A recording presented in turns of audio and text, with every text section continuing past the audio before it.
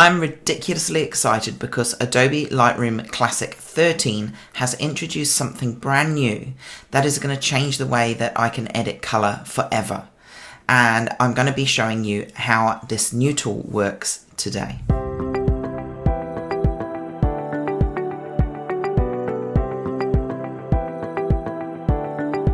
Thanks for joining me on this week's Editing Toolbox. I'm Craig Turner-Bullock from Unleashed Education, and in these videos, Charlotte and I take turns each to share quick tips, tricks, or techniques that we believe will help make you a better pet photographer.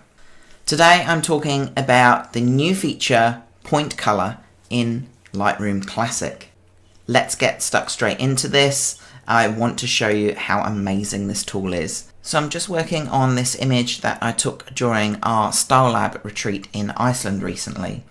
And I just want to make the colors just pop a little bit more. There are several tools that I normally use to do this, including if we scroll down our color mixer here. Normally in the color mixer panel, I will adjust hue, saturation, and luminance. And you have the ability to do that on all of these individual colors, and it works pretty well. So let's say, for example, we want to increase the oranges so we get a more vibrant look in the fur there. We can take those oranges up, and that's just adjusting the saturation of all of the oranges in the image. So we can do that individually here. Now we have this new option here called Point Color. If I click on this, this allows us to control a specific color in the image, not just a general bracket of yellows or oranges, a specific color. And it lets us do it in a way that we've never been able to do before. So if I click on this eyedropper here, I can pick a color. In the background here, we have these kind of soft orangey tones. They were actually quite bright and red in real life, and the autumn colors were coming through on the hills in the background here. So that's something that maybe I want to work on.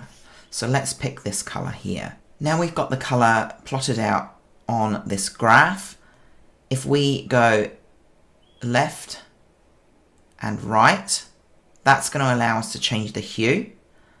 Up and down allows us to change the saturation of that color, and we've got the little sidebar here that adjusts our luminance.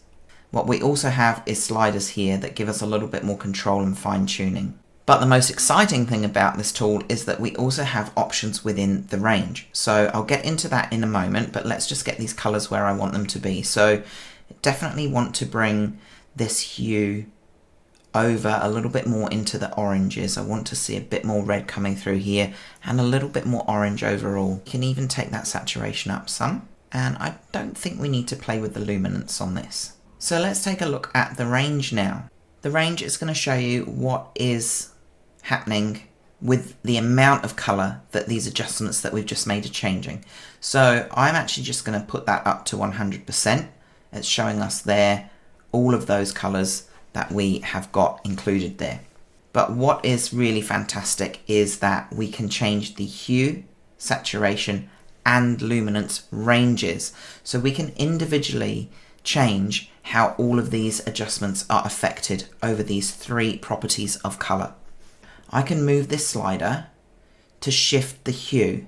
So this is going to shift the hue range over more towards the oranges or more towards those yellowy greens. Now, because we have an orange dog here, I would shift that over so it's affecting the oranges a little bit less. What I can also do is expand that range to include all of the greens that are in the image as well.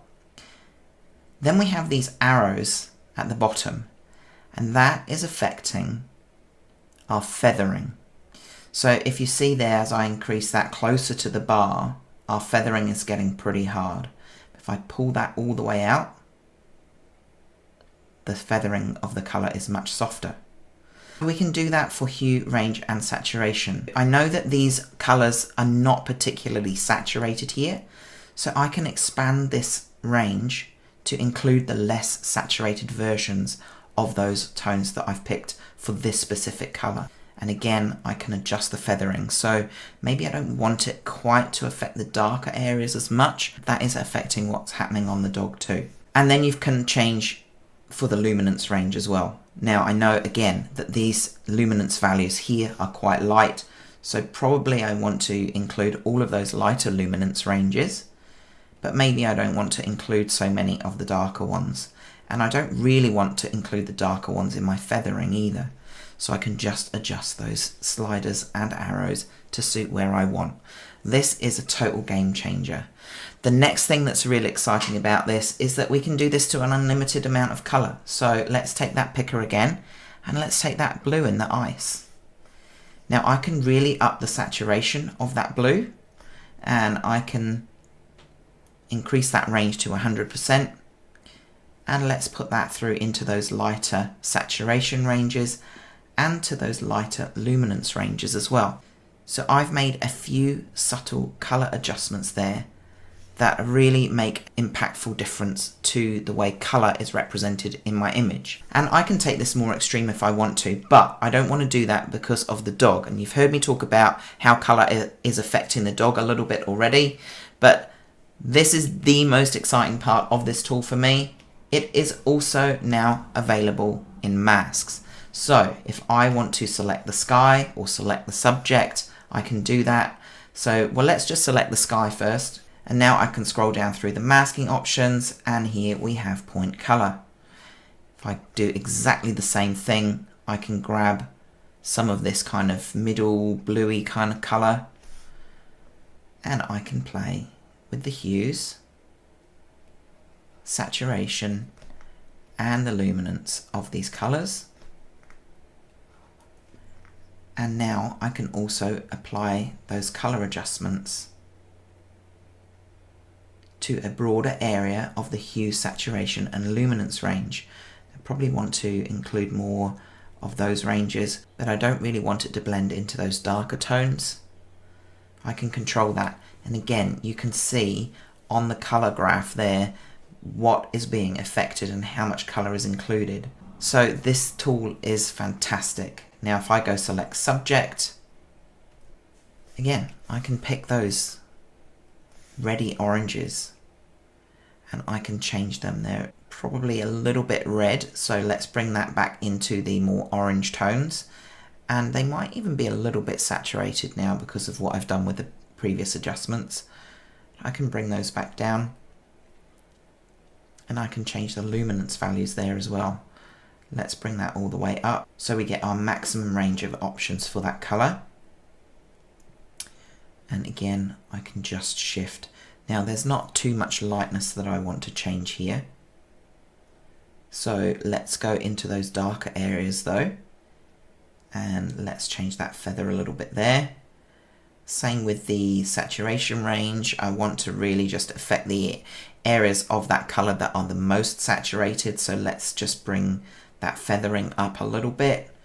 And luminance, again, I want those kind of darker colors here, so let's take that luminance out a little bit further and bring that for the brighter scale up in the feathering there. So if I turn this off, you can see what we've done to the fur there. I think that's a bit softer and a little bit more natural looking for this dog. If we do the same in the sky, you can see how that's affected the sky.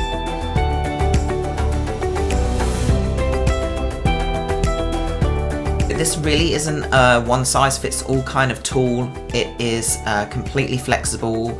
I would encourage you to play with this, to bring to life your vision of color, to not be afraid of using color, and hope this is helpful at breaking this amazing new tool down for you.